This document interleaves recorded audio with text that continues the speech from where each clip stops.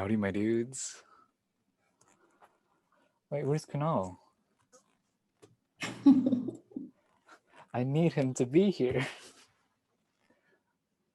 I think he's just getting out of the mock interview with Oh, Will. okay. I think he's Hey, here. everyone. Though. I was doing a live stream with Will on a mock interview. Did you all see that? I sent a reminder for that as well in the MLS channel. Yeah, I saw it. Nice. Cool. All right. Let me just settle in. I have a lot of tabs open. What are we doing today? Dynamic programming. I have not prepared for this,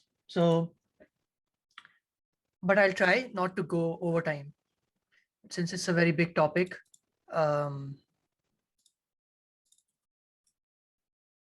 Okay. Let's just wait for a few more minutes and then we'll get started.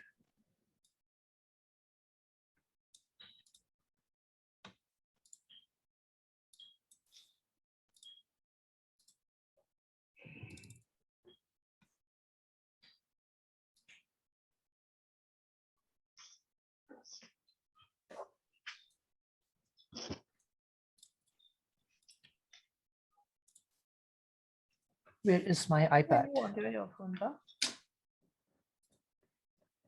Sorry, what? Oh, okay. Someone is speaking.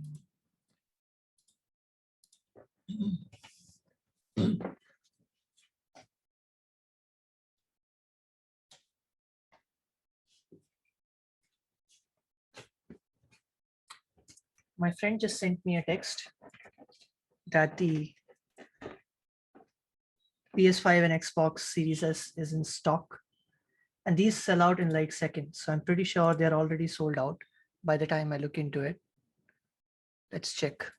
Which one are you trying to get? PS5. Yep, it's sold out. Oof. It sells out in like 5 seconds. But anyway, never mind. You could build something that buys it for you. Yes, maybe, but anyway. Alrighty. Before we get started, how many of you are familiar with recursion?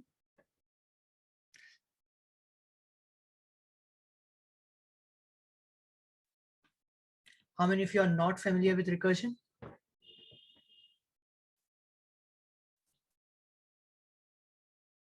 The thing is, if we try to teach recursion, it's going to take like a lot of time. But I'll give an intro, okay? Kind of an intro. Join the meeting. Oh, no, not join the meeting. Actually, I'm going to do the good old screen share. Sidecar. Looking good. Yep.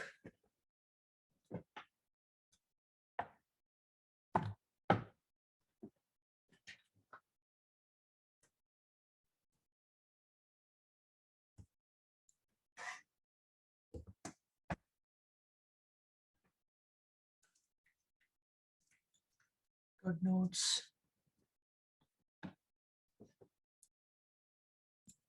Dynamic programming is a difficult topic. I'm going to be quite frank.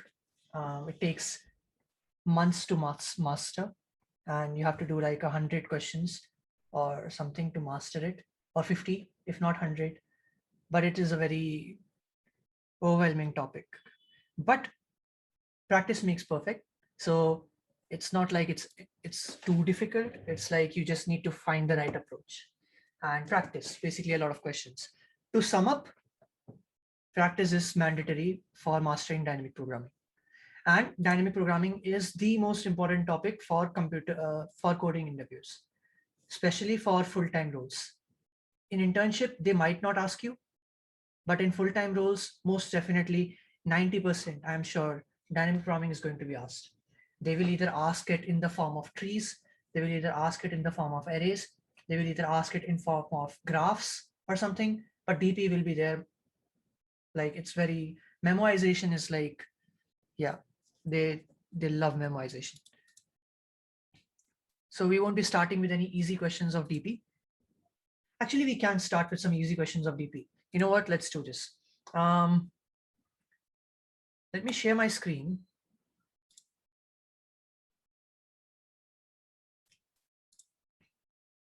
Okay. And everyone knows what are Fibonacci numbers? Yep. Okay. So Fibonacci numbers are basically just, let's say we start from 0 and 1. This is a, let's say, 0th Fibonacci number. This is the first Fibonacci number. After these two numbers, all the numbers are going to be sum of the previous two numbers. So next number is going to be sum of 0 plus 1, 1. Sum of 1 plus 1, 2. 1 plus 2, 3. 2 plus 3, 5. 5 plus 3, 8. 8 plus 5, 13. So on and so forth. Okay. Now in recursion, like how do we calculate the nth Fibonacci number? So if we're given the Fibonacci numbers, we're saying, hey, the 0th second, sorry, 0th first, second, third, fourth, fifth, sixth, seventh, or whatever. If someone asks, hey, what is the 6th Fibonacci number? Your answer should be 8. Another question is, how do we solve that? Using recursion. I'm not talking about simple for loop. That is something you can do later on. It's very simple stuff. Let's talk about recursion. How can we solve this using recursion? By the way, can anyone tell me what is recursion? What do we mean by recursion? It's calling the same function again and again for further calculations until you reach the ending point, for which you write one statement to return the final result. Yeah, a function when it calls itself is called recursion, and it stops when there's a base condition. So in this particular example, the nth Fibonacci number, if I'm saying the nth Fibonacci number is going to be equal to what? Can anyone tell me? If f of n represents the nth Fibonacci number, can anyone tell me what is the formula for nth Fibonacci number? Is it Fibonacci n minus 2 plus fib n minus Yep. 1? Yep, that is correct. So Fibonacci of n minus 1 plus Fibonacci of n minus 2. And what are the two answers that we have already? Can anyone share? We have two answers here already. For which two values of n, we have the answers already? 0 and 1. 0 and 1. So we know that f of 0 is 0. And we also know that f of 1 is equal to 1. Using this, we have to create the recursion function that will help us in solving this particular question. Sound good? Okay, cool. Let me write this down again neatly. So f of n is equal to f of n minus 1 plus f of n minus 2. So if I'm saying, hey, find the Fibonacci number, which one was it previously? Let's say 5th Fibonacci number, okay? So I'm trying to find the 5th Fibonacci number. What is this going to be? Isn't this going to be like, hey, if this is a function, we're just talking about functions, okay? Functions in programming languages. So I'm saying, hey, call a function, or let me just write this down neatly. Let's say I created a function called Fibo, and I give the parameter as 5. This will call two functions. This is going to call Fibo of what? 4, and this is going to call Fibo of 3. This will give some answer, this will give some answer, and this is going to add and return it. Okay, so basically Fibo of 5 function is saying like, hey, Fibo of 4, give me the answer, and I'll also ask the answer from Fibo of 3, and then I'll combine these two answers, and that will be my answer. Fibo of 4 is going to be like, okay, hold on a little bit, let me get the answer from Fibo of 3 and Fibo of 2. And then Fibo of 3 is going to be like, hey, wait a minute, let me get the answer from Fibo of 2 and Fibo of 1. Fibo of 2 is going to be like, hey, let me get the answer from Fibo of 1 and Fibo of 0. Fibo of 1 is going to be like, hey, I am already there. I have the answer already. I am equal to actually 1. So it's going to be like, okay, cool. It's going to return 1. And then it's going to ask, hey, Fibo of 0, what about you? It's going to be like, yeah, I have my answer here as well, because we know Fibo of 0 is 0. This is going to return 0. 1 plus 0 is 1. So the value of this function call is going to be 1. which is something that it is going to return to this. Okay, because this is the function that called this function. Now this is going to be like, hey, fib of 1, what is the answer? Fib of 1 is going to be like, I already have my answer. This is going to calculate it and give it back. So 1 plus 1 is 2. So fib of 3 is actually 2, means the third Fibonacci number is 2. Fib of 4 is going to be like, okay, fib of 3, I have the answer from you. Now let me just wait to get the answer from fib of 2. Fib of 2 is going to be like, okay, let me ask fib of 1 and fib of 0. And similarly, it's going to return 1 as well. So 2 plus 1, sorry, it's going to return, wait a minute, did I do something? No, yeah, it's going to return 1 as well. And this is going to return like 1. So basically 2 plus 1 is equal to 3. And fib of 4, the fourth Fibonacci number is 3. That is correct. Something is going to return to 5. Similarly, it's going to do the same thing here. You know, this is going to return 2. 3 plus 2 is 5. And the fifth Fibonacci number is 5. That is my answer. Make sense to everyone? Sound good? Okay, let's try to code this thing.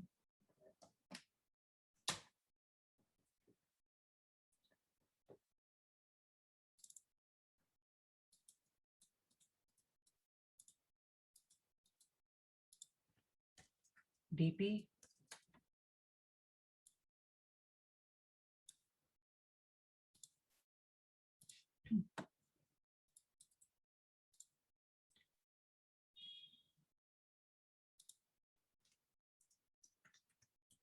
Fibonacci, not Bibo, Fibo.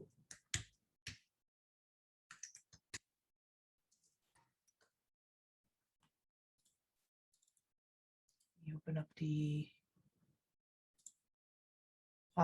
terminal as well.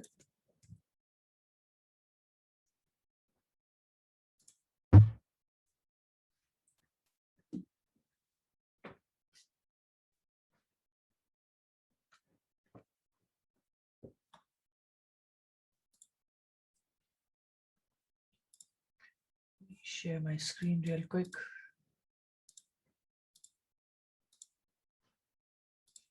Okay. Hope you all can see. So it's very simple. I'm just going to say, let's say the number n is equal to 8 or something, or 6 or something. And then I say, create a function Fibo that contains, it's already giving me the answer in iteration form. I don't want to do that. I want to do recursion. So let's say number. Then I'm going to say the answer is going to be returned Fibo of num, or I can just say n minus 1. You can take n plus Fibo of n minus 2. There's a problem over here. Can anyone tell me what the problem is? Yeah, we've not put the base cases yet. So it'll Yeah. continue doing that. So basically when I pass over here 1, it's going to call Fibo of 0 and it's going to call Fibo of minus 1. Do we really need to call anything when we have 1 here? Do we need to do that? Or do we need to call anything when we have 0 here? No. So if n is less than 2, just return n. So basically if n is equal to 1, return 1. If n is equal to 0, return 0. What will happen if I don't put this? Can anyone share? Infinite tree, and your Infinite computer will tree. run out of RAM. Yeah. There's a very famous error named after this. Anyone knows? Stack Overflow, which is also a website that is also based on this error. Can anyone tell me why it's called Stack Overflow when we have infinite recursion? Call is being stored in a stack. Yeah, so every function calls goes in a stack. You know, oh, this is actually a good thing to explain. Can't believe I didn't screen share this. Okay, so basically the idea is that this Fibo of I need to create a new page. So the idea is when I say Fibo of n is equal to Fibo of n minus 1 plus Fibo of n minus 2. Let's say I have Fibo of 4 over here. So it's going to be like, hey, what is the answer of Fibo of 4? Fibo of 4 is going to be like, hey, let me get the answer from Fibo of 3 and Fibo of 2, and I will rest in the stack. stack memory. It's going to be like, okay, cool, you rest, we'll do the work for you, and when our work is done, we'll let you know. F of 3 is going to be like, hey, let me actually get the answer from f of 2 and f of 1. Till that time, I will rest. Okay, f of 2 is going to be like, okay, I am also going to rest, and I'll get my answer from f of 1 and f of 0. F of 0 and f of 1 are not going to go into the function call. They're just going to be like, hey, I don't need to rest. I already have the answer. It's going to be like, my answer is 1, my answer is 0, and your answer is 1 plus 0, which is 1. It's going to be like, okay, cool, I have my answer. Now I'm going to get out of the stack. So now it's going to get out of the stack and return the value to whichever function asked for this value. Similarly, f of 1 is also going to return 1. This is 1 plus 1, 2. The answer of this is true. So now this has the answer. It's also going to return this answer here and get out of the stack. Similarly, f of 2, now it's going to be like, hey, f of 2, I need the answer from you, the right hand side. F of 2 is going to be like, okay, let me call f of 1 and let me call f of 0. And then f of 2 is going to rest in the stack. Then f of 2 is going to be like, okay, I have the answer as 1. Here's your answer, 1. F of 2 is going to be removed from the stack. F of 4 is then going to be 3 plus 1. No, wait, 2 plus 1, which is equal to 3. Removed from the stack, answer, program over. Sound good? So function calls happen in stack, not just for recursion, but in general as well. You all are familiar with the main function in every programming language. The main function that also uses stacks. In JavaScript also there's this queue that is being used, but this is not a Java. Why did I even mention that? The event loop. There's a very good talk on event loop. Have you seen that of JSConf? Man, that talk is like really famous. It has like millions of views because it's so good. So just Google it. You will find it if you're interested in watching that, or you can also share it in the channel. But anyway, back to the code base. Where is my pointer? Okay. So let's try to run this for n is equal to 6. Actually, let me call this as well, right? Print the answer for Fib of n.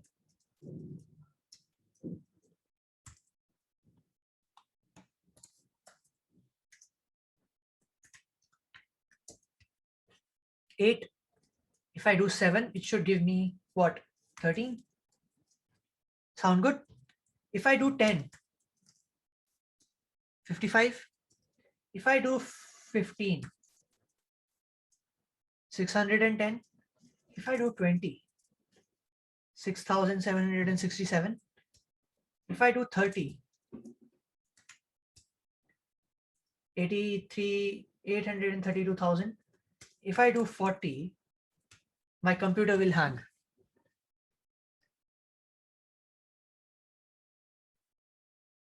Is 40 a really large number?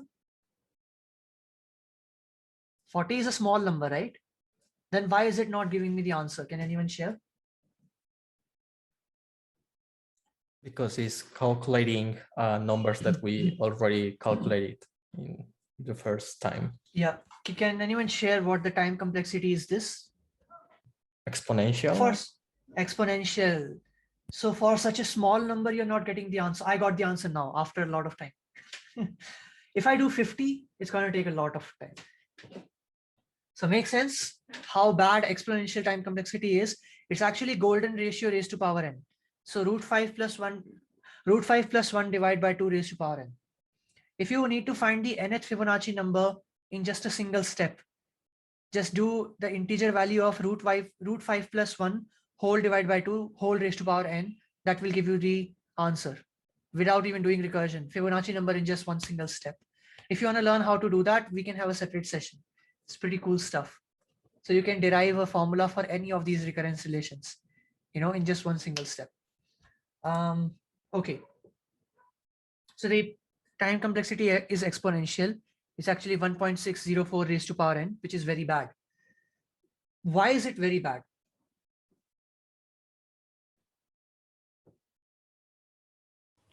I think it is because we're calculating for the same number again and again, like multiple times. Yeah, that is what's happening. Why did my iPad?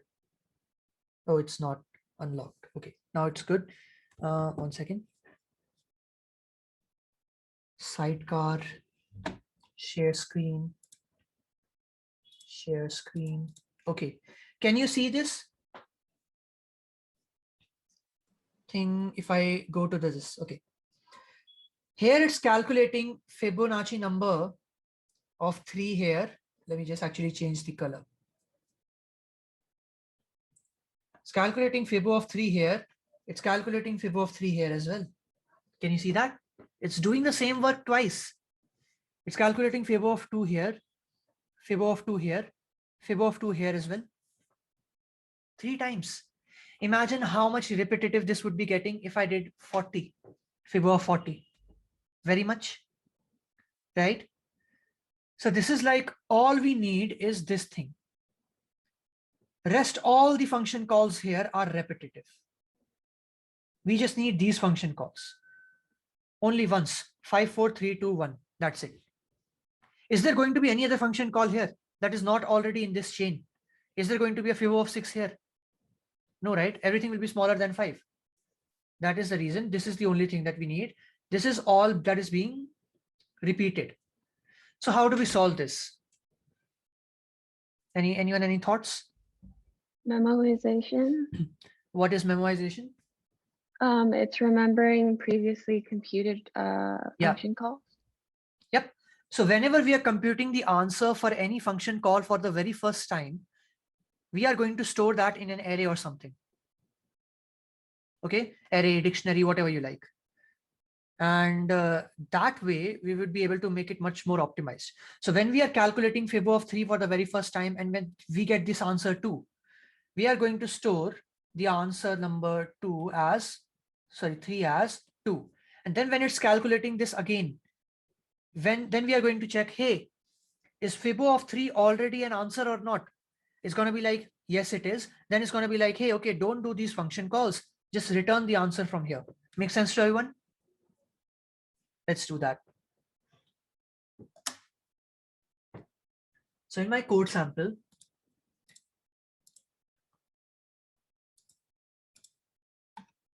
I can say, I can take hash map, something like this. Okay. I can say if n in hash map, return n, that's correct. Return the value. Otherwise, store the value.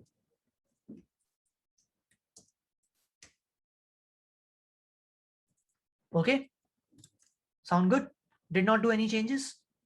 Okay. Let's try it for 40 now. Getting the answer? Right? Let's try it for 80. Will it give the answer or not? Everyone? It will. It's dynamic programming. It's very optimized solution. Can you tell me what is the time complexity reduced to now from exponential? N. N. O of N. Linear. Also It's very space good. is N. Yes, space is also what? Can anyone share? It's also N. Why? Because it's storing each call. Okay. That is something I can maybe elaborate on, but you get the idea, right? It's very optimized now. Okay. One thing I want to share is, why is this space complexity N? Can anyone, does anyone have any doubt in that? Why the space complexity is N, like linear?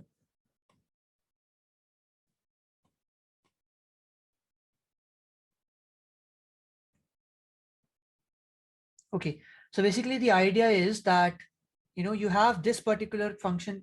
I don't need this, never mind. So basically the idea is that when we were making a recursion stack, my question to you is, at any point of time, if this is one level, this is another level, this is another level, this is another level, at any point of time, are more than one function calls of the same level going to be in the stack at the same time?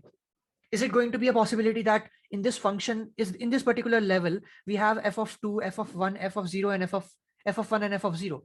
So is there going to be a possibility that any two function calls in this level are in the stacks at the same time, or these two function calls are in the stack at the same time? Is that going to ever happen? No, because let me change the color to blue, because this will not even get executed till this one has its answer. That makes sense? So this is a point to note.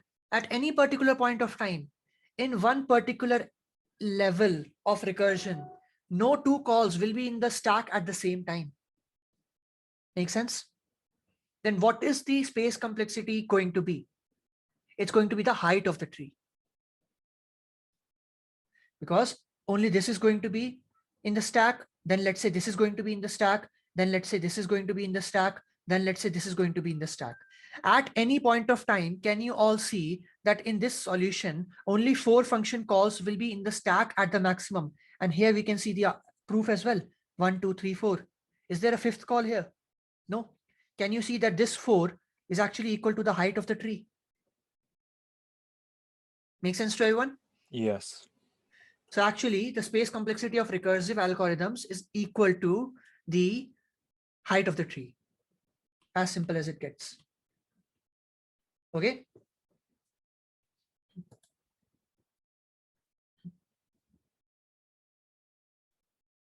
Sound good?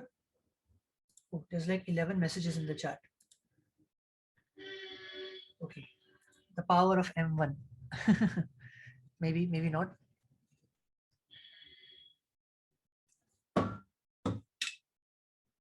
Okay. That looks good. So that was an intro to DP. Now to the main question. And the question that is the pattern. Again, we love patterns here. So we have been doing patterns since day one. What can anyone share what is a pattern in dynamic programming that people will ask you question on? And if anyone has done DP before. How many, in how many ways, or I mean, it's a common question in general. Yeah, what is the pattern that is being used, asked extensively in DP? So we did sliding window in the first session. We did 2 pointers. We did cycle detection, fast and slow pointer, in place reversal of linked list. We did cyclic sort. We did, like, I believe we did a lot more. I gave you an intro to a lot more. So that is the idea. I want you to remember all these patterns. Okay, don't forget, because that is the entire point of these sessions. That whenever you get a new question, you will be able to remind yourself that, okay, we did this pattern in the interview series. Anyone heard of 0-1 knapsack? Yes. Yeah, that's a very important pattern. Yeah, 0-1. Yeah, it's overlapping subproblems. Overlapping subproblem is basically a property of dynamic programming. 0-1 knapsack is the algorithm. Okay. Can call stack gets full and run out of memory? Yeah, it can. That's called stack overflow. Okay. I am probably going to use some online platform to explain this, because I am not going to draw the entire tree of 0-1 knapsack. First, it's going to get really messy. Second, my iPad screen is going to run out. Excuses. So, dude, you can try. Be my guest. But the tree is going to be very big, and I'll definitely do it. But for the explanation purpose, I'm going to look for an image online. Maybe Geeks for Geeks.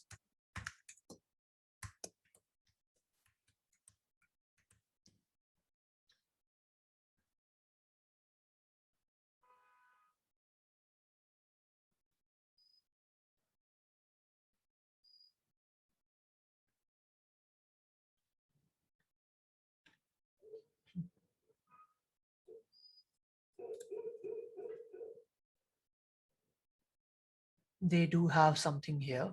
Okay. So for DP, not just for this session, but whenever you're learning as well, there are four approaches. The first one is do the simple recursion solution without any DP. Okay, just recursion. This is best for learning part as well. So when you're learning, solve every question in all of these 4 ways. The first way is recursion. The second way is recursion plus DP. The third way is iterative solution. So actually making iterative solution, just that's the name. We'll do it in this session. Don't worry. And the fourth one is space optimized iteration. That's a bit more advanced topic. That is something we won't be doing in this session, but I'll give you an intro to that. And that is also something that if you skip in your interview and just mention it, like, we can also do space optimized iteration. So someone might ask you, hey, why would one want to use iterative DP over recursive DP? So the answer to that is space optimization. Okay. I'll give you an intro for that, and it's not that complicated. So let me share my screen.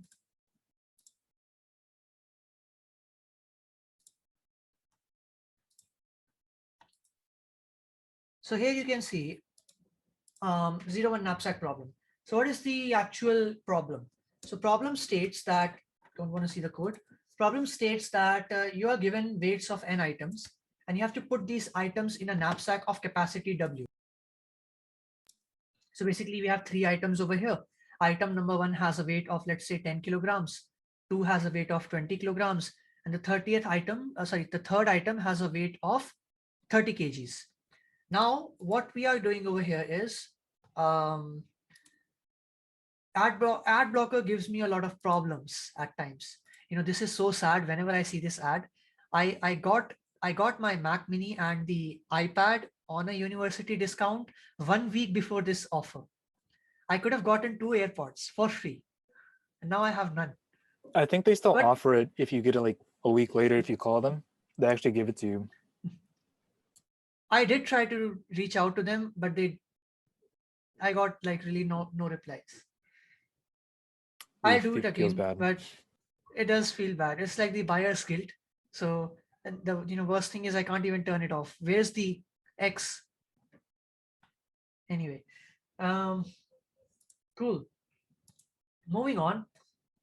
So yeah, you have, let's say, 3 items. The item number 1 has a weight of 10 kgs and a price of, like, the value of $60. Item number 2 has a weight of 20 kgs and a price of $100. And item number 3 has a weight of 30 kgs and a price of $120. Your bag can only contain items till 50 kgs. Okay, so you can either add item number 2 and 3. You can either add item number 1 and 2. You can either add item number 1 and 3, but you cannot add all the items in the bag. Why? Because the sum of all the items is what? 60. That is out of my bag's capacity. What is the question then? Question is, you have to find which items, like what is the maximum value that you can make? So let's say I pick the first 2 items. Then what is the maximum value I can make? $160, right? What if I pick the last 2 items? I can make the maximum value of $220. What if I pick the first and last items? I can make a maximum value of $180. Which one was the biggest in this?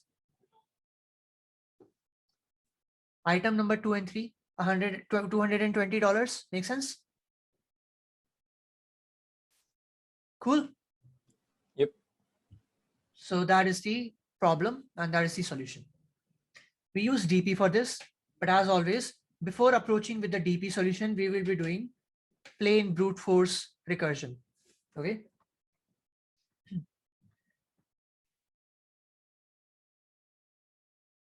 So this is the plain recursion. It's saying that, no, I'm not going to use this. I'm going to do it on my own. I don't need this. We'll do it on our own. Let me first screen share.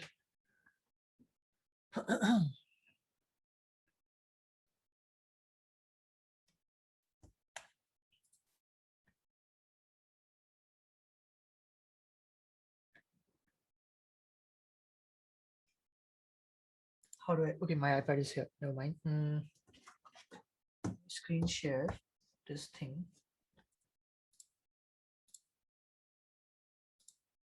Okay, can you all see my drawing pad? Yep. Okay.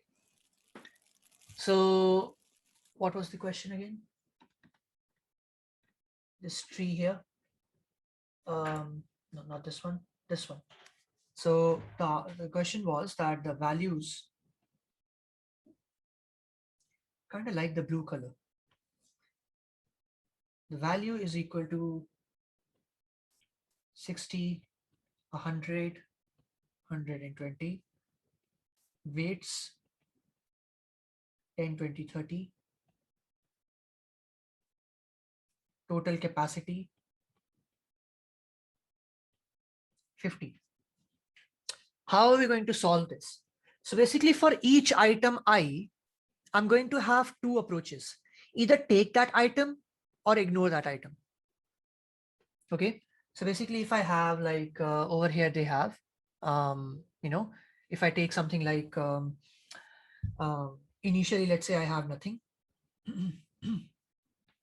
Okay. And I have the item, let's say, or let's say I have the, yeah, initially, I'm just explaining, I'm just trying to think how I can make this thing so it's much very clear, because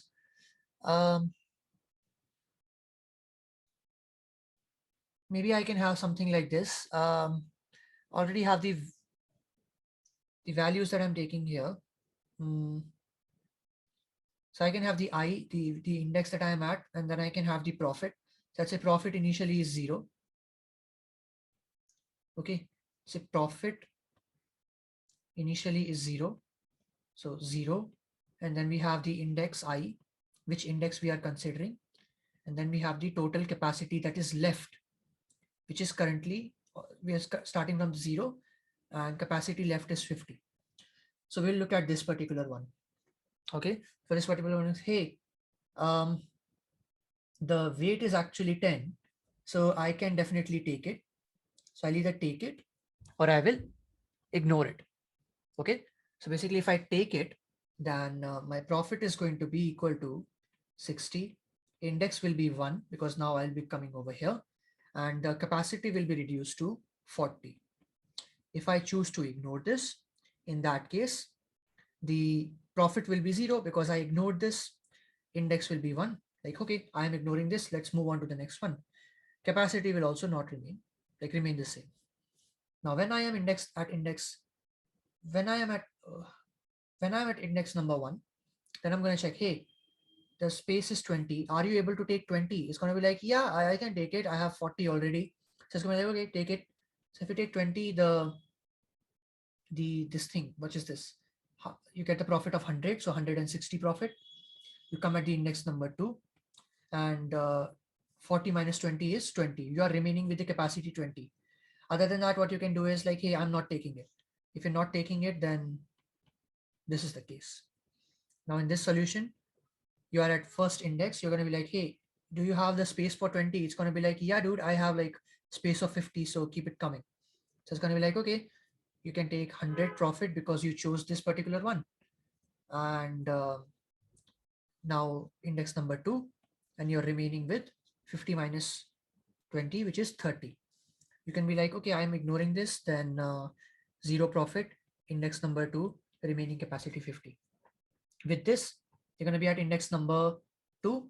It's going to be like, hey, this particular item is asking for 30. Can you take it? It's going to be like, no, I can't.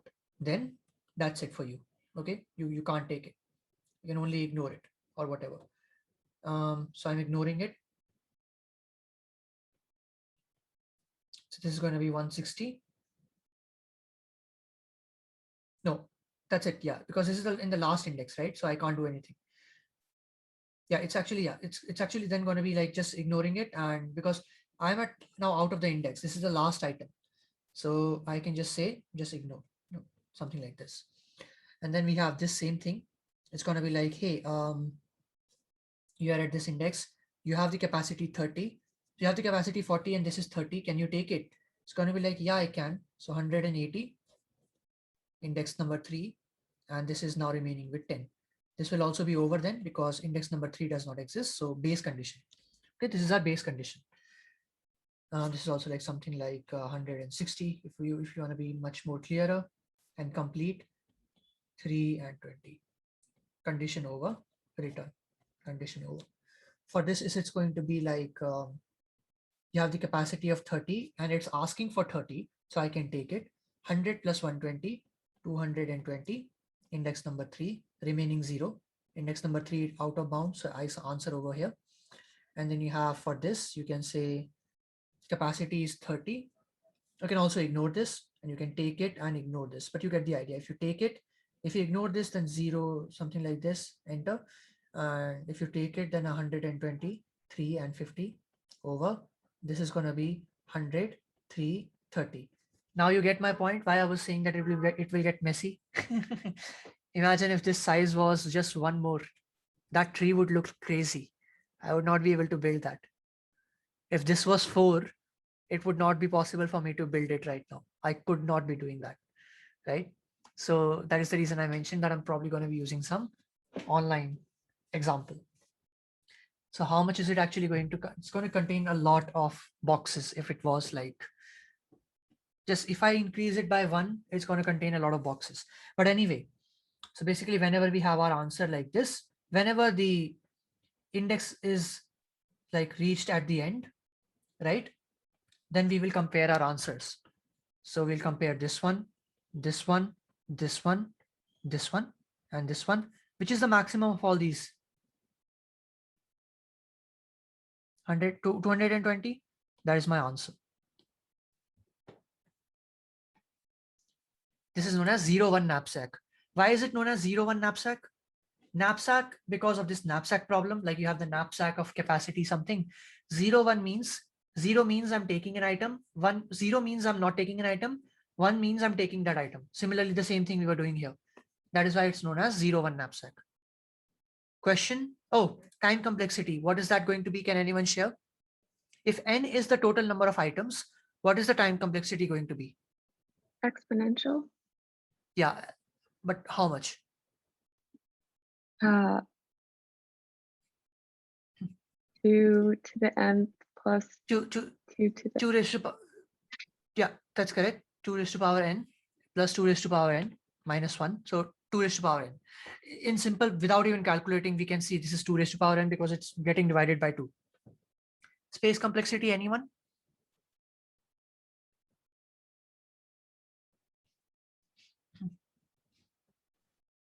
O of n.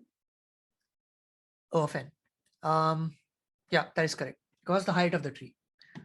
Okay, so we have to solve the particular problem. And but before that, let's code. Because I mentioned that at every point of time, we'll be coding all the 4 solutions. Okay, so basically first we need to code the, is my screen sharing? Yeah, I need to stop that.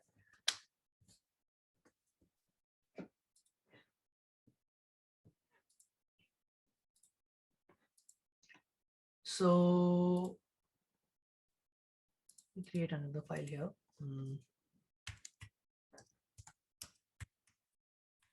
Knapsack.py. So any question? It's actually 2 raised to power n. Any questions related to why it's 2 raised to power n? Or is this clear? This is getting divided by 2 at every single step, right? Yep. Okay. Now let's code this thing. So we're coding the bad solution right now. So I'm saying knapsack solution. How do I turn off GitHub Copilot? There was a button here, but I'm not able to see that. View, appearance, show panel, activity bar, what? View, appearance, status bar. Yeah, Copilot.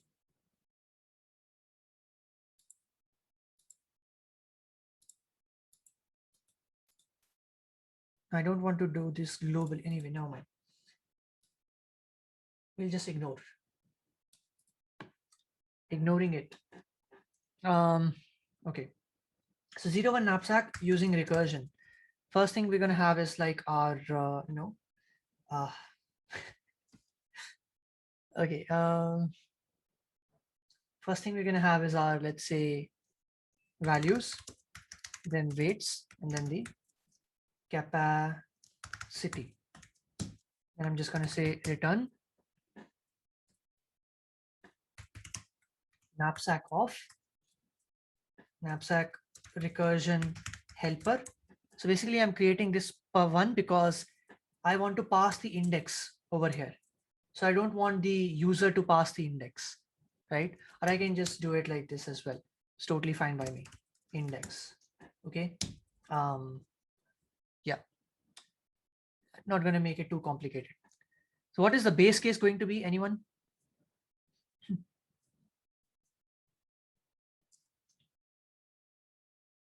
Oh, I did not realize you could see this. Okay, what is the base case going to be, everyone? By the way, that is not the one I was looking for. So if capacity is actually less than equal to 0, or my index is actually greater than the length of values, then I'm just going to return 0. Okay, make sense to everyone? Cool. And then I'm going to have like recursive calls. Recursive calls, take one, ignore one. So what I'm going to do, I'm going to say my profit number one initially is, let's say, equal to 0. When am I going to take the item? What is the condition? It's in this, it's on the screen. So only if I have the amount in my bag remaining, if I'm saying this item costs, if I'm saying this item is 30 kilograms and you only have 20 kilograms, can you really make that recursion call? No, you can't, right? That is why we have this check over here. If and only if my bag allows it, then I can only take that item. Okay. So the weight of the item is actually less than equal to the weight that I'm allowed to carry. In that case, I can say that my profit number one is going to be equal to knapsack recursive value, that call the recursion function. Like first of all, take the value like of that particular item. So value of that particular item. Do we have an item over here? Index? Yeah. Value of that particular index plus the recursion call. Okay. So similarly what we were doing. Okay. So basically values will not change. Weights will not change. Capacity will be decreased now because initially we had capacity of 50. We took a item that weighed, let's say 20. So now capacity remaining is what? 50 minus 20 and index plus 1. Similarly, the same thing we were doing in the recursive tree. Make sense? And in the next case, it can be, okay, profit number 2 is equal to what? This thing. Meaning I just ignored the particular item. Like, hey, I don't want it. Show me what the next item is.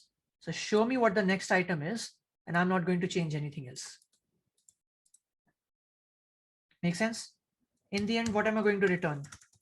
What is the maximum of these two? That is my answer. Sound good? Okay.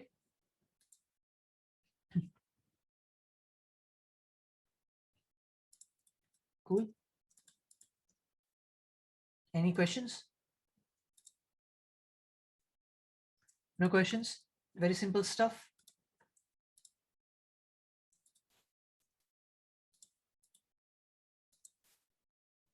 I don't know. You can put it as 0. I think that should work as fine. But I don't know. Yeah, 0 should work if capacity is equal to 0 or something.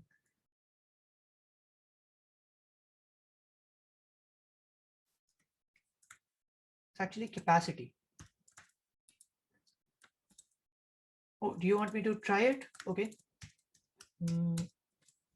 What was the question on Geeks for Geeks?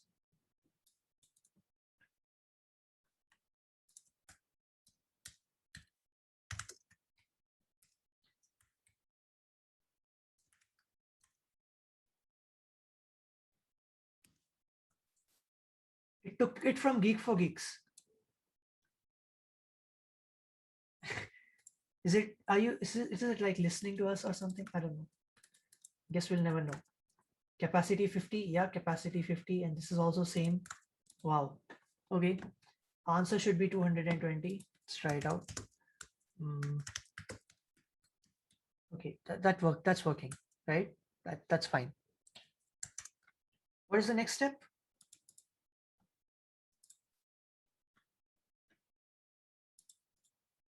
The next step is check where these things are overlapping. Which particular recursion call we are making a solution for again and again. It's not going to take over humans, but it's definitely going to bring some changes. And with new technologies, new job opportunities come as well. So when they were like containers and stuff, so Kubernetes or automated a lot of things that people were doing manually, and people thought like, hey, now our sysadmins are like, what are we going to do? Kubernetes is doing everything for us, but Kubernetes actually created millions of jobs. So I don't think AI is going to take over. I just think more and more jobs are going to come. But anyway, let's see where the overlapping subproblems are lying. So basically, what is that particular recursion call that we are doing again and again? And I don't know how we are going to do this, because we are going to require a much more larger data set. So let's try that out. So we need a larger data set of maybe size 4 or something. See if we can find anything here online.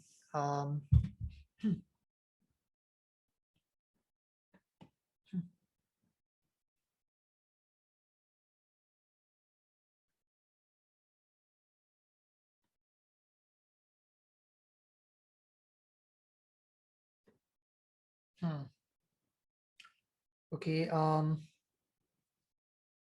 let's see.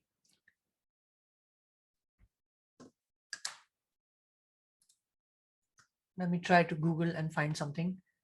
Just give me a second, because I am not going to draw the entire tree. No way.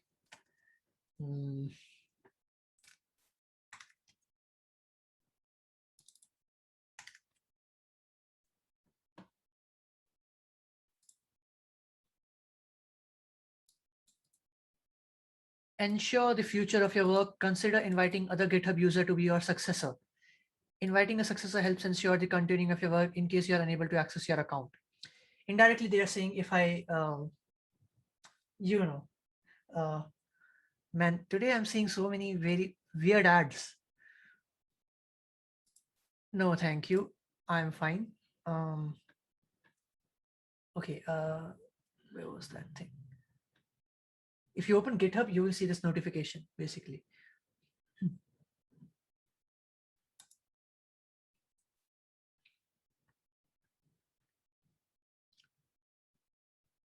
Where is it?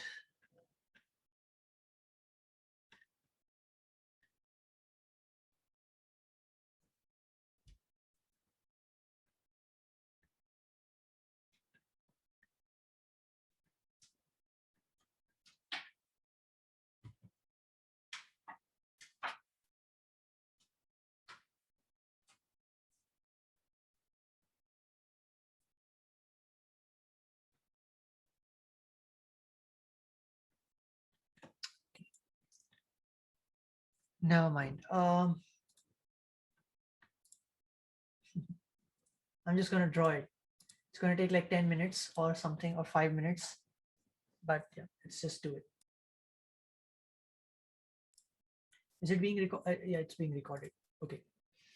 So the items, right? Let's say we have some items. Let's say we have like, not the items. Let's say we have the values.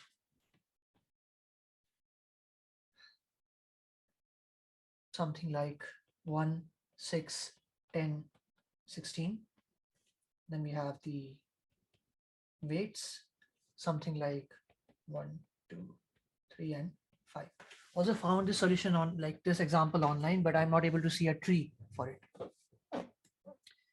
Capacity, let's say it's equal to 7. Now this is going to get big. So initially profit is 0, and my, let's say, what is the thing that I'm using here? So I'm saying, let's say profit, then weight or capacity or whatever, you know, from where we are starting, let's say. And yeah, that is pretty much about it in my index. Okay, so let's say I'm selecting, initially it's going to be like 0, 0, index number 0. So let's say I'm selecting the 1. Okay, so if I select 1, then my profit is going to be equal to 1, weight is going to be equal to 1, index is going to be equal to 1 as well. If I'm ignoring it, then profit will be 0, weight will be 0. This weight is basically how much you have left. Sorry, how much you have occupied. Previously we were checking what?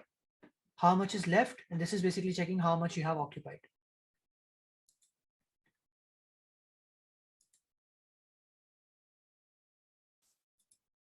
Oh, I can use this thing. Okay, let me try this. Let's try this thing. 01 knapsack. Oh, nice. That's nice. 1 6 10 16. 1 6 10 16, and then we have 1 2 3 5. Run.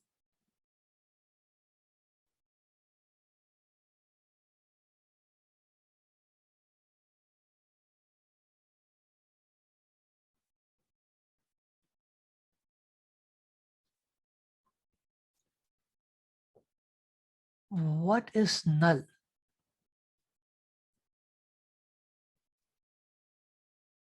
I don't think it's, oh, sorry, it's, I did something wrong. It's actually 1 2 3 5. Run it again.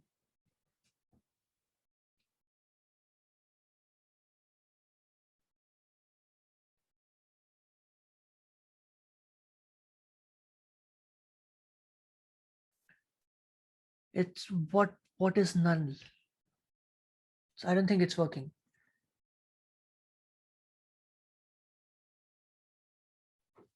Wait a minute, what?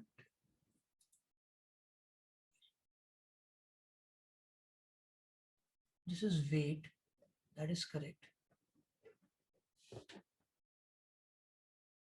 It's actually not giving me any output. Yeah. It's working for me, but it's giving me null. And I'm not sure what that is.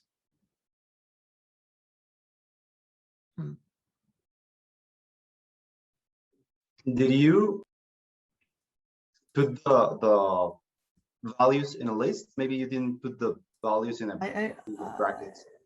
I did put it in the bracket.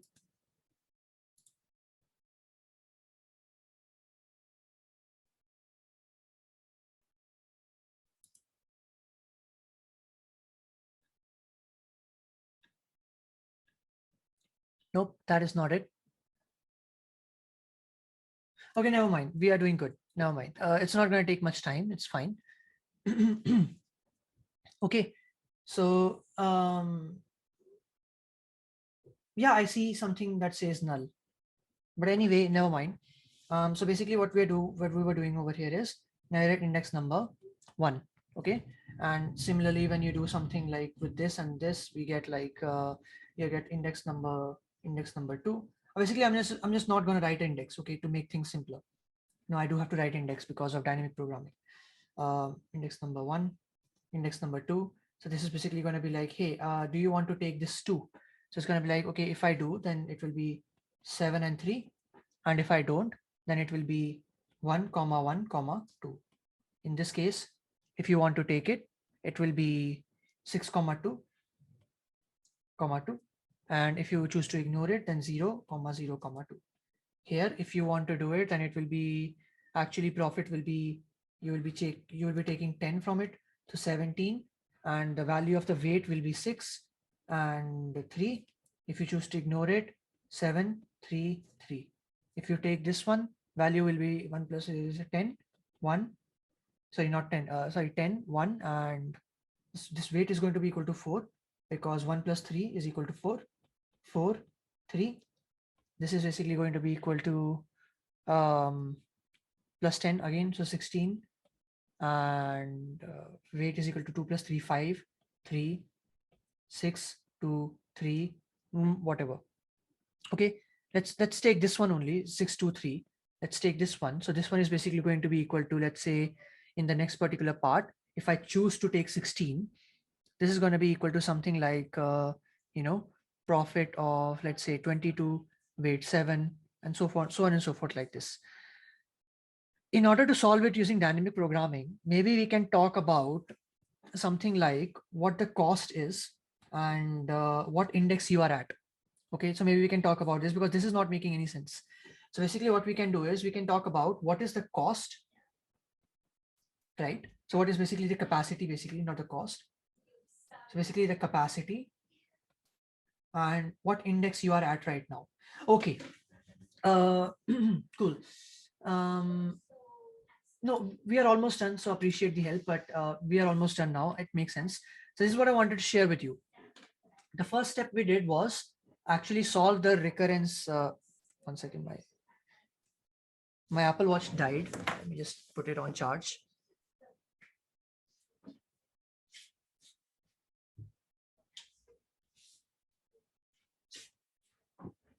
Okay, so basically what I'm trying to say is that whenever solving a dynamic programming solution, the first thing we need to do is solve it using recursion without any dynamic programming. The second thing we need to do is find the overlapping subproblems. Okay, so basically which ones are getting repeated. So if I try to make my answer in such a way like, hey, okay, let's say what is the original answer? Now initially the question in your mind might be, hey Kunal, how did you know that you have to take capacity index? So basically that is the question. Imagine what the final question is. Final question is, if you have like a list and you're at index number 0 and you have a capacity of, let's say, 7, then what is going to be the answer? Isn't this the question? Let's say we are given we are at the index 0 and we are given the capacity. That is the question. That is what we're going to try to solve here. So let's say initially the capacity of the bag is 7 and you are at the index number 0. Okay, so here you have like a few approaches. Basically, if we choose to take it, if we choose to take it and we choose to ignore it, we will always come at index number 1. If we choose to ignore this, capacity will not decrease, but here capacity would decrease by 1 because that is what the original one was, capacity of 1, weight of 1. Okay, similarly, if in this one, if I choose to, let me just see if I can copy this particular thing.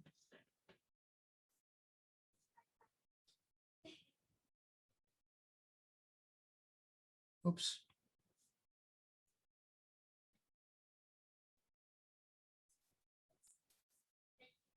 Nice. What? You have to copy and paste it. Yeah, leave your app. I think it has to be your finger, and it says copy, and paste it in another in the other page. This is.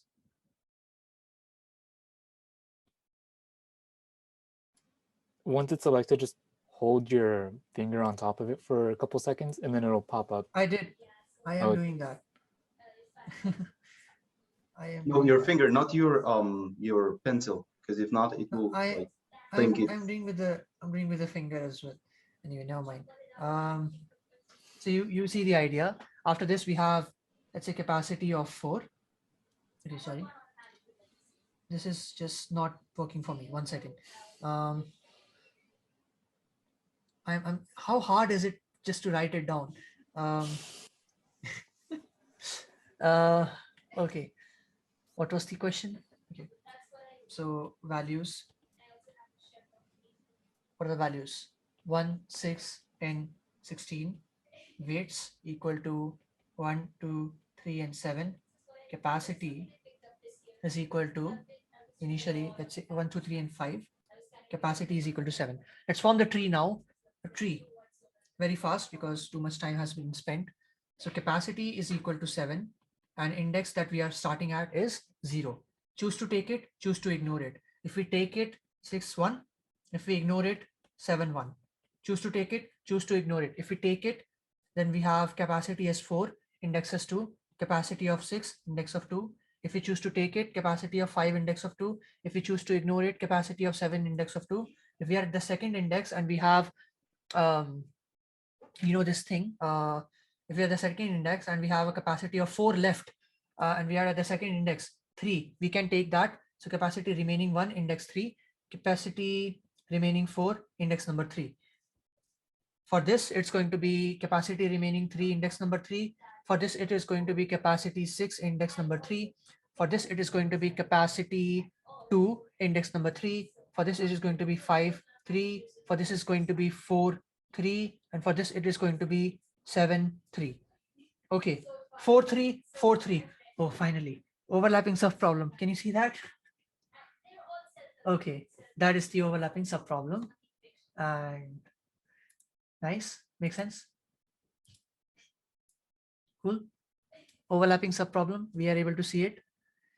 So basically, what is the meaning of when I say C-I? Can anyone share in words? What is the meaning of this?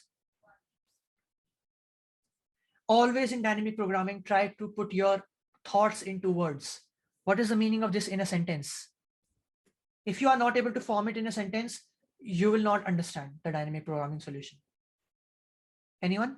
The If I amount am of at a particular, if I have a particular value, what is this meaning? What is the meaning of C is equal to 4, I is equal to 3? What is the meaning of this? the amount of space we have in our knapsack at a particular let's say at a particular location in the object list. Okay. Actually, I'm saying what is the value of this thing? What does this thing represent? Okay, without wasting enough time, because we only have 20 minutes left.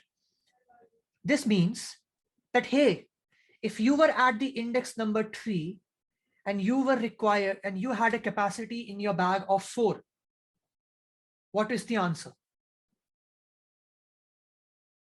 Okay, similarly, if I say, hey, what do you mean by C is equal to 6, I is equal to 1? It basically means I is equal to 1 means this. So basically, if you had values like this, 6, 10, 16, and weights would be 2, 3, 5, and capacity would be 6.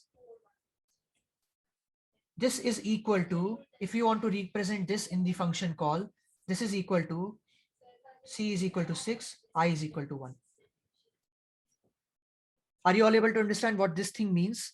C, I.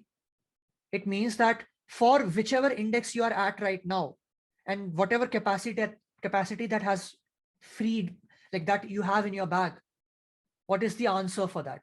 That is basically what it means. And isn't this like a sub problem of this problem? A shorter problem of this problem, right? So it's a part of the problem. And that is what recursion is all about. Divide and conquer. Make sense? So first step, solve the recursion without DP. Second step, try to see what the answer is they are asking for. So basically they are saying, I definitely know that capacity is going to be here in my dynamic programming solution. I definitely know that. It's very obvious. They have given it for a reason. And the second thing is I also should know which index I am at. So if there's a particular point of time where the capacity and the index is same, isn't that a similar problem? Like at any point of time, if you're given C is equal to 6 and I is equal to 1, isn't the answer for that going to be the same in any other function call where C is equal to 6 and I is equal to 1? Right? So that's your overlapping subproblem. Okay. Now, in order to explain to you, how did you get this answer? Like you have to take C and I only. First of all, it's very basic. Like C is given to us, so we have to take it in our consideration because that depends on the answer. And I is basically the thing that is helping me slice the particular array. And this only comes with practice. Solve 50 questions and it will come to your mind. Like you would have to solve a lot of problems of DP. That is the only way to understand this. Okay. Sound good? Can we code this?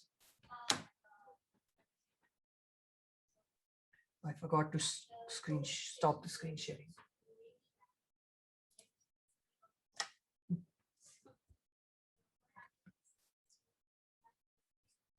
DP is hard. I did not say in the beginning DP was going to be easy.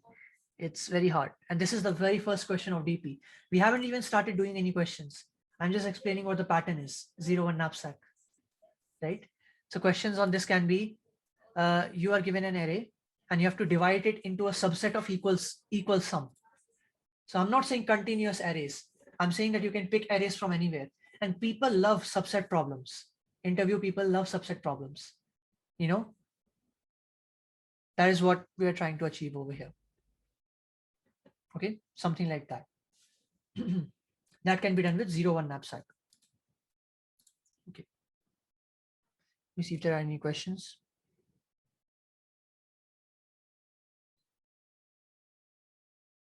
Okay, no questions. Let's move forward.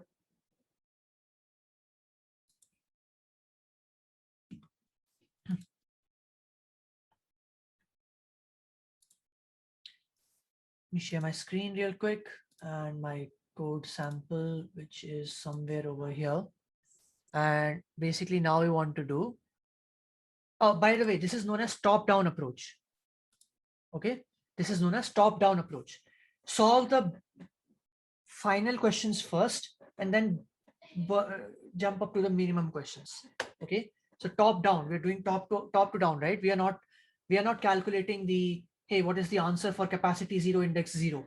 The very basic answer. Are we calculating that very first? No, we're not. We're calculating that at the end of the recursion tree. So the smallest answer is being calculated at the end. Is that thing clear to everyone?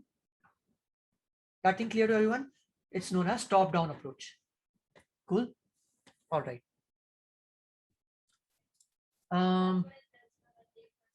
Okay. So basically we want to do a DP solution for this. Knapsack recursion DP. In DP, we basically need the DP array. We need our profits, our weights, and our capacity and the index. Okay, oh no, values. All right, so what is the base check going to be? That is exactly what the base check is going to be. If capacity is less than equal to 0, or if index is greater than the length, then just return. Okay, what is the next step going to be? Before actually calculating the answer, what do we need to do? We need to check if this answer already exists or not. Yeah, exactly. Eric To's channel is great. He's like the world's one of the biggest competitive programmers. You can definitely check out his resource for dynamic programming. He's like a really grandmaster on Codeforces, I believe.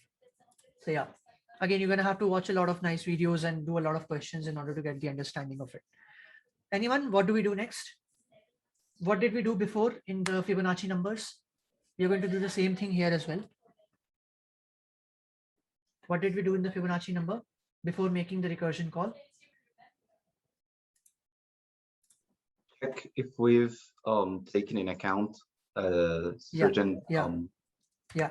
So DP array is going to be a 2D array because in the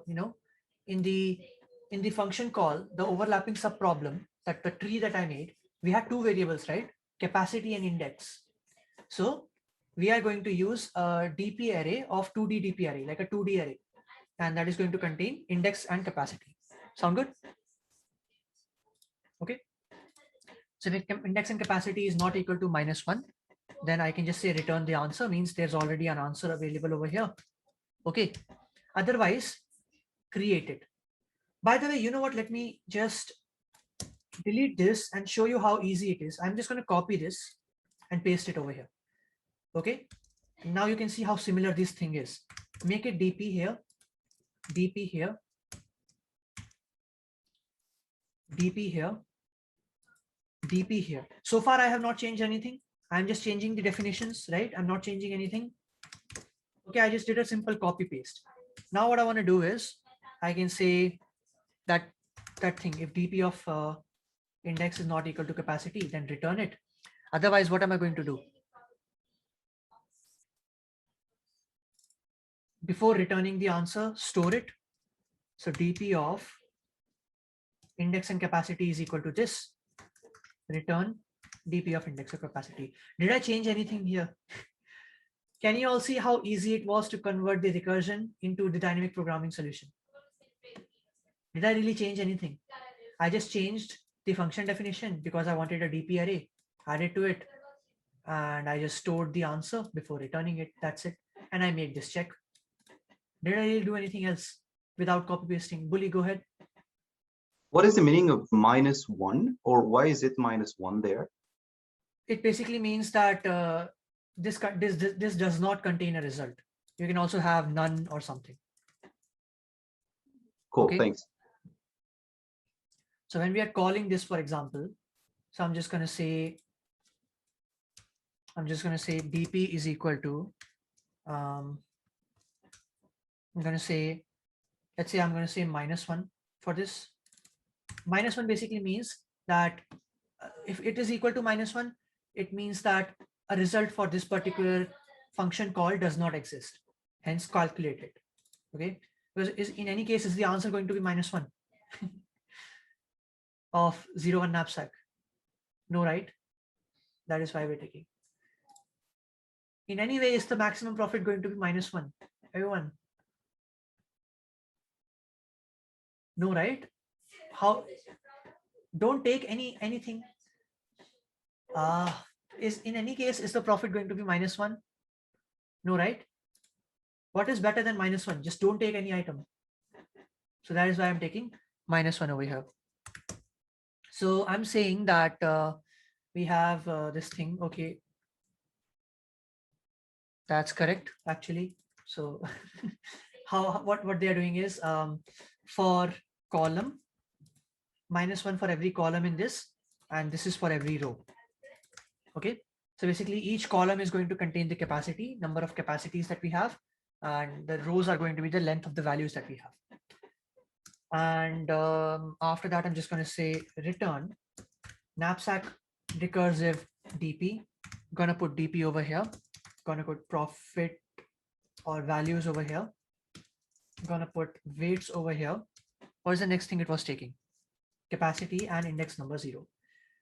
Not return. I want to print this.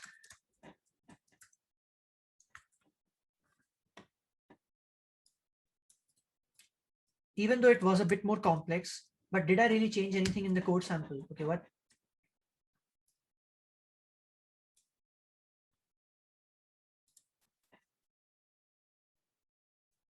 What? The for row in range, I think it has to be out of the first bracket.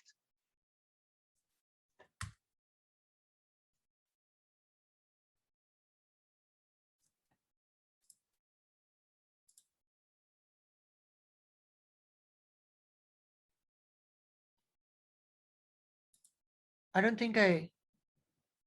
Oh.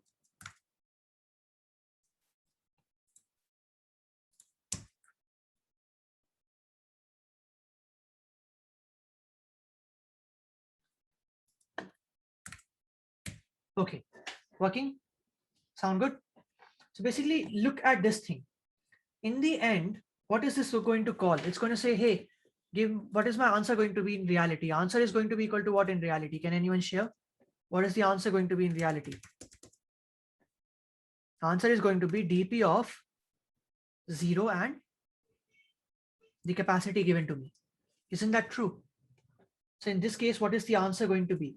In this array, answer is going to lie where? In this dp array.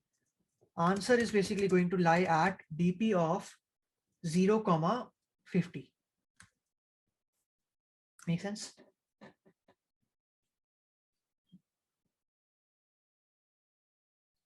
Sound good?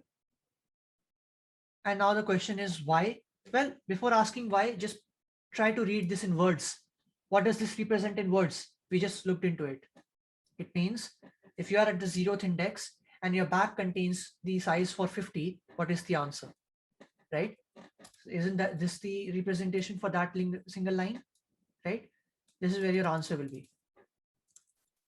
Okay. 2 out of 3 done. Sorry, 2 out of 4 done. Now what is the next step? Converting this into an iterative problem, meaning removing recursion from it. So fun fact, every single recursion function, every single recursive function or a recursive program can be converted into an iterative program. What do I mean by iteration? Basically removing recursion and using loops is what I mean by iteration. Sound good? Cool. Can anyone share why would one want to use iteration over recursion?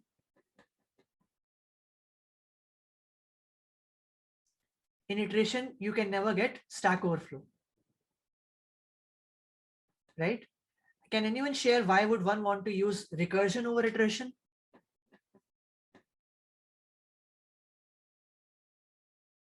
Speed. Easy, because it's easy. Easier to code. Imagine if I asked you to solve this problem directly with a for loop.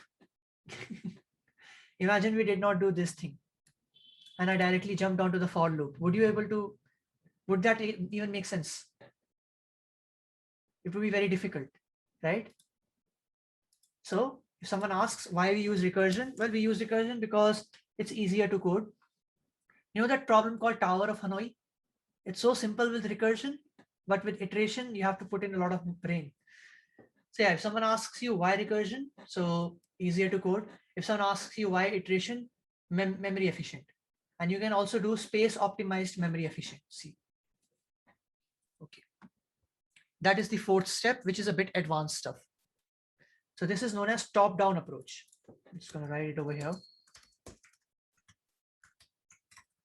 Top-down approach. What is the space and time complexity going to be? Can anyone share?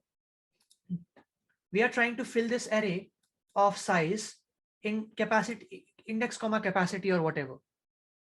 So what is the space and time complexity going to be? N into C, where N is the total number of items and C is the total number of capacity.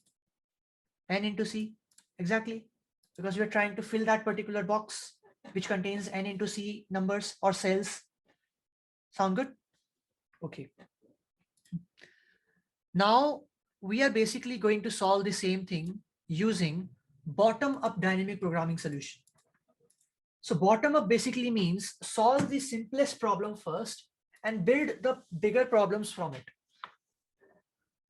Time to bring on the iPad. This is the last thing, and after that, we'll wrap it up.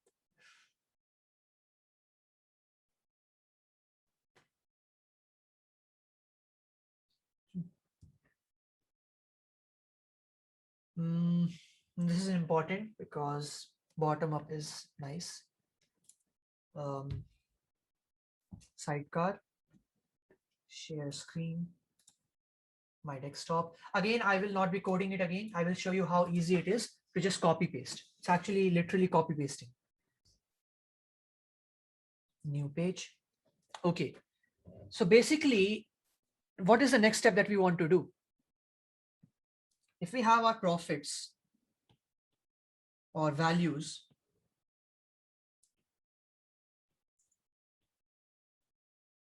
equal to, what was the value? 1, 6, 10, and 16. And weights are equal to what? 1, 2, 3, and 5. And capacity was equal to what? Capacity was equal to 7.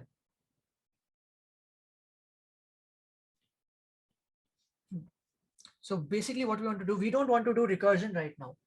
What we want to do is we want to do iterative solution. We have a question. Okay, cool, no worries. I think they have mock interview, so that's fine. It's being recorded. So basically need to form the thing. So index here like this, index like this, and capacity like this. And there's a really cool thing here that I can use that I'm not using, which is called the shape thing, the line thing. Yep. So how many rows will we be having? 1, 2, 3, 4. 4 rows.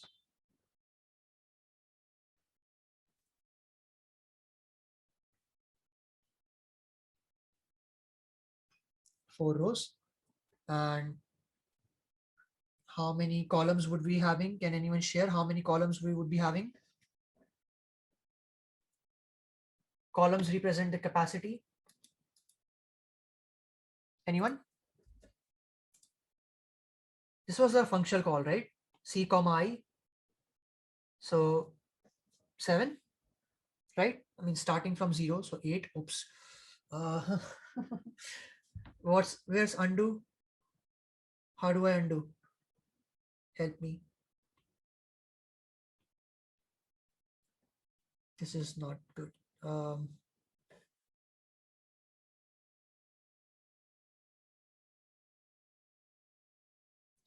Well, that's a bummer. Never mind.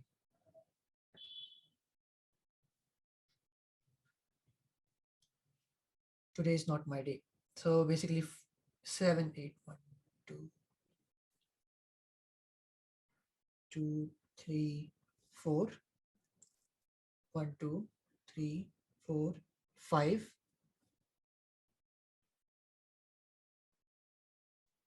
6, 7. 0, 1, 2, 3. And then we have capacity 0, 1, 2, 3, 4, 5, 6. And let's make another one here somewhere. 7. Okay. Cool. Everyone with me? Is everyone with me? I know people are leaving because you have your stand up, but this is just going to take 10 more minutes, and that's it. So basically these are our indexes, index, and this is the capacity. Okay. So now basically we want to find what is the formula going to be for a single cell. So if this is like dp I and C, this basically represents one single cell. What is the formula of this going to be? Can anyone share? What are the two solutions that are going to be? The first approach was if I'm ignoring the particular item. So let's say if I'm taking the particular item at I. So if I'm taking the particular item as I, so it's going to take like the value 1. What is the answer going to be? Answer is going to be value of I plus whatever answer you were getting from previous index plus the capacity minus the weight of I. Make sense? Everyone? Did you see how I converted the recursion call into this statement? And what is the second recursion call? I ignore that item. So if I ignore that item, then I'm not going to be adding any value. I'm just going to be saying, okay, I'm ignoring this. What is the answer for previous one? And capacity will remain the same. Overall answer will be maximum of this. Any questions?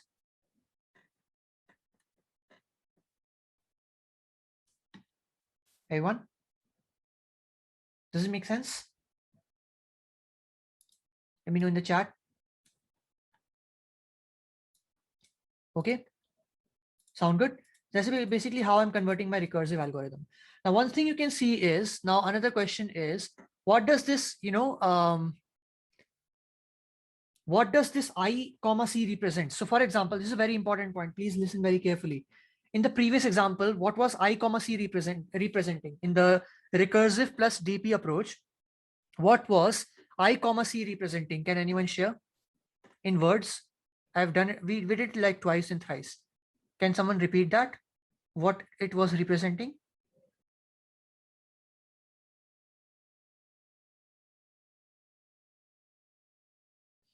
If I was over here, so it was representing if you had a capacity of 7, so 7 comma 1 was basically meaning if you have a capacity of 7 and your index is starting from 1, so this is the array with you, what is the answer going to be? Right? Make sense? Please, people who are watching, this is very important. Here we are doing the opposite thing. Here we are making sure that we are doing it from the very base, like the very bottom up approach. So the smaller solutions come first. So here it's actually the opposite. Here we basically mean if 7,1 is given or 7,2 is given, let's say this is 2, this basically means not this. It does not mean this. It means first 2 items. Till first 2 items. So basically you're given, let's say something like this, till the second index. 7,2 means till the second index. If you are given the items and you have the capacity of 7, then give me the answer. These are the 2 points, very important. If you understood, let me know in the chat. Understand the difference between bottom up and top down?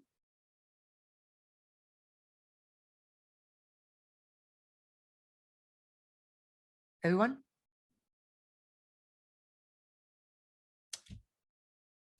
You want me to explain it again? Okay, in bottom up, our solution was where? 0, capacity. Here, where is our solution going to be? If I'm saying I am taking the elements till that index. So basically I need to take the elements till the last index and the capacity. Shouldn't my answer lie over here then? Is this thing clear to everyone? Isn't this the answer?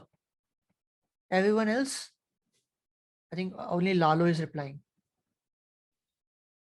And I can't see anyone.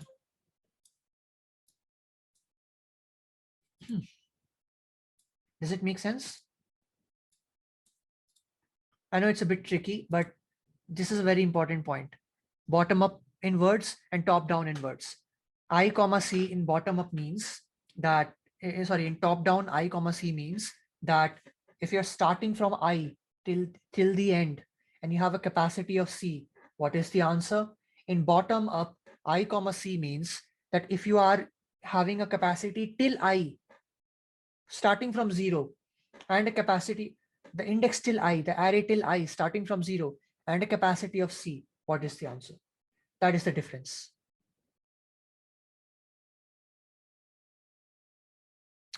Yeah, in this case, iterative solution is better because it offers space optimization and there are no recursion calls. Is this thing clear to everyone? The 2 definitions that I just shared of top down and bottom up, what is the difference between the cells of those and why the answer is going to lie over here for bottom up? Because why is it called bottom up? Yeah, see, the thing is, why is it called bottom up? Because we are trying to solve the solution from the very bottom. So imagine, let's say you have a capacity of 0 in your bag. So if you cannot take any item in your bag, let's say the capacity of the bag is 0, can you take any item in your bag? That is my question.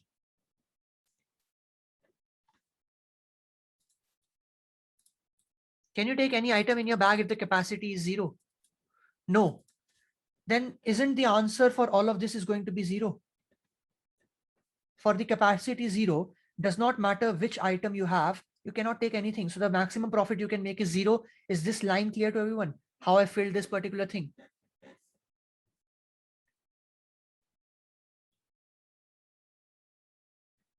Make sense? Cool.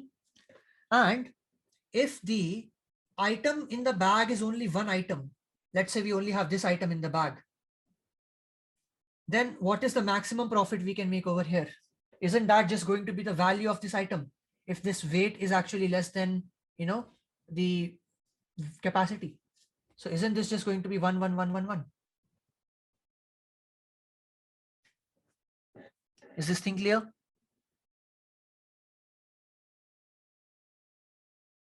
Is this thing clear to everyone? Yes. Now, can you see that we solved the very basic solutions first? Can you see that we solved the very basic solution first? Like the most basic solution is solved for the very first step. Can everyone see that? Hello?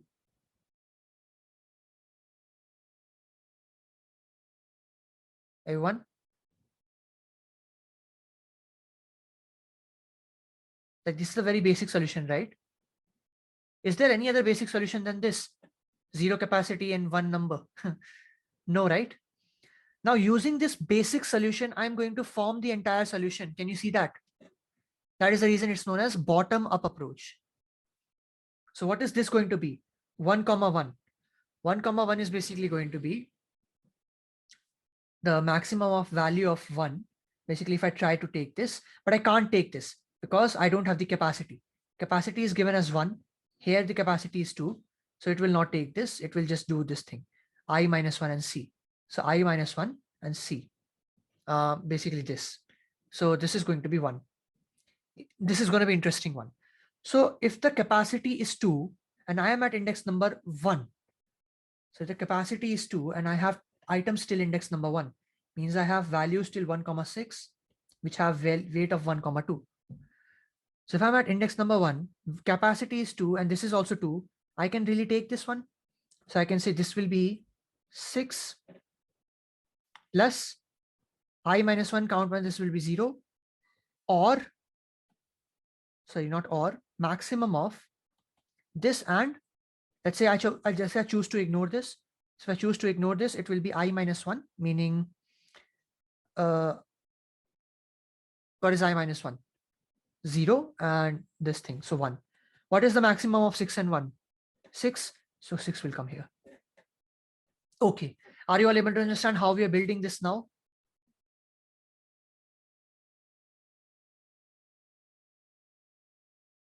Yes, everyone else?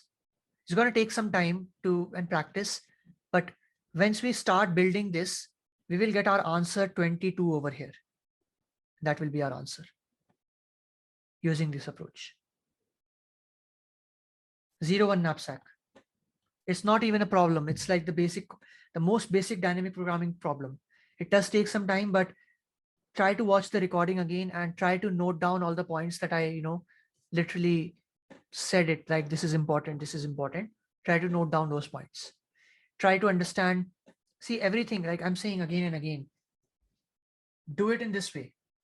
Okay, let me just write this thing down for you and it will be much more clearer on how to practice. First, solve using recursion. When solving any dynamic programming solution, when you're learning about it. Second, solve using recursion plus DP. What is the third step you need to do? Solve using iteration.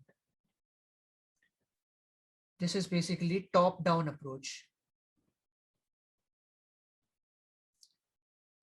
Write your DP array in words, what it represents. Bottom up, basically bottom up.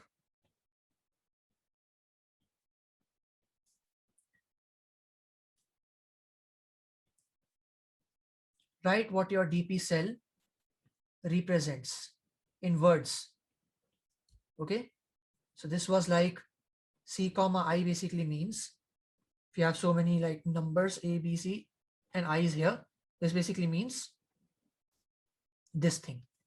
And if I have C comma I here, comma A, B, C, D or whatever, if I is here, this basically means the first thing. That is the difference. Okay.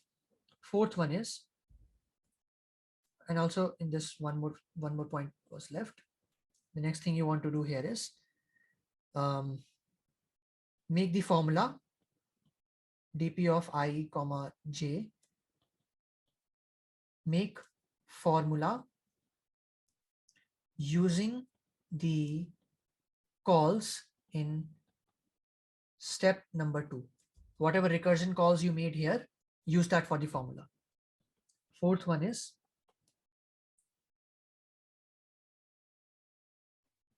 iterative plus space optimized solution.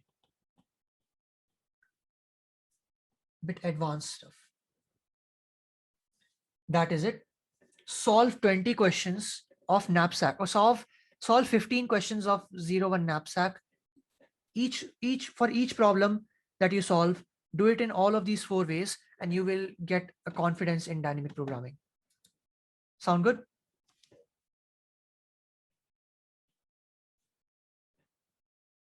Everyone? Okay. Now let's code this thing. So let's code the 01 knapsack and then we'll be done. Oops. Stop screen sharing.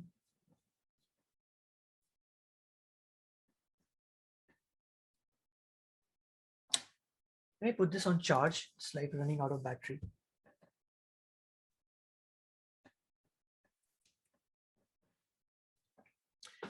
DP, I know it's like a bit overwhelming at first, but trust me, I was also I faced a lot of issues when I was first starting out with recursion.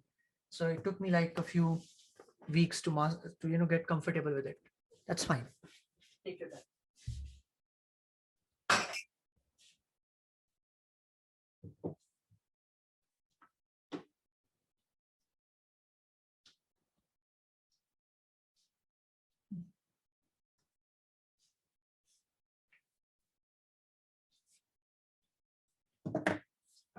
Okay, let me share my screen. Let's code this thing and then we'll get, then we'll be done. So basically we are doing iterative solution. Knapsack iterative solution. We only need the values, the weights, and the capacity. That is it. Let's say the length n is equal to length of my values. Okay. And I'm going to just make some base check. If capacity is less than equal to 0, or this is equal to this, or let's say if the length of values is, sorry, length of weights is not equal to n. Basically it's, yeah, that case return 0. And then I'm just going to form my DP array, initialize the DP array. It's already giving me hints. DP is equal to, I'm not going to use -1, I'm going to use 0. So 0 for every column in range capacity plus 1 and every row in n. Okay. So basically we will do the initializing the first row.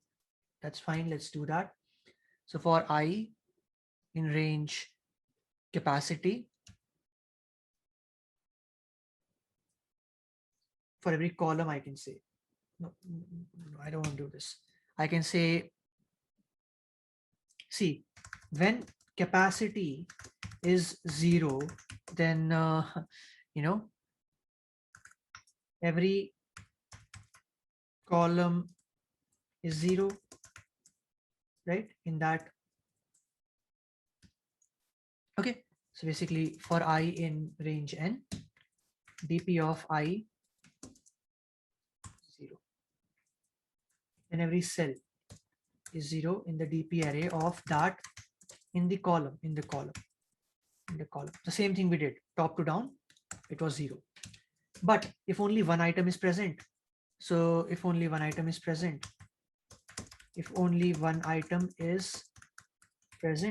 then in that case, what are we going to do? We're going to say for column in range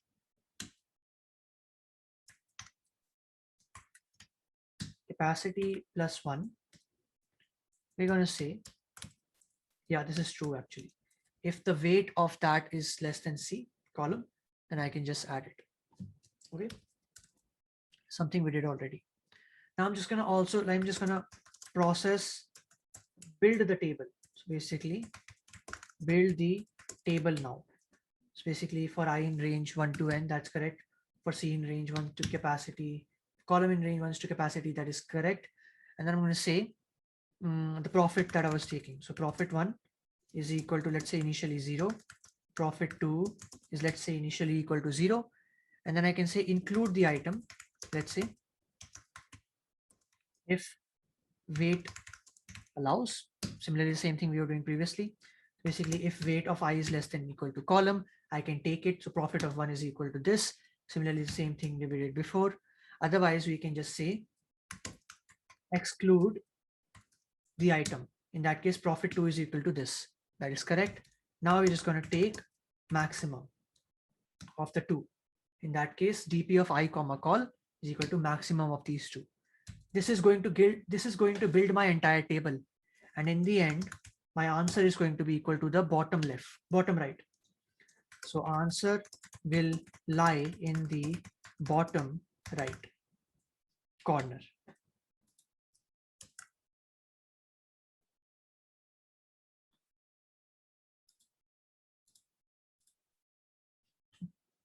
Is it clear? Make sense? Does column represent the current capacity? Yeah. Okay. You can see over here. We try to run this. So I can say iterative solution. It's just going to take like values and weights and capacity. That's it.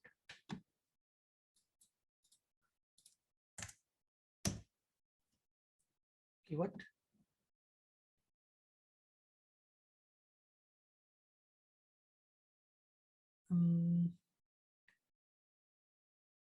Oh. Okay. Giving the correct answer. Clear? So I know it was a bit much, but yeah, just practice and it will be fine. Cool. Anything else I can help you with before we wrap up? Any final questions or something? Please stop the recording.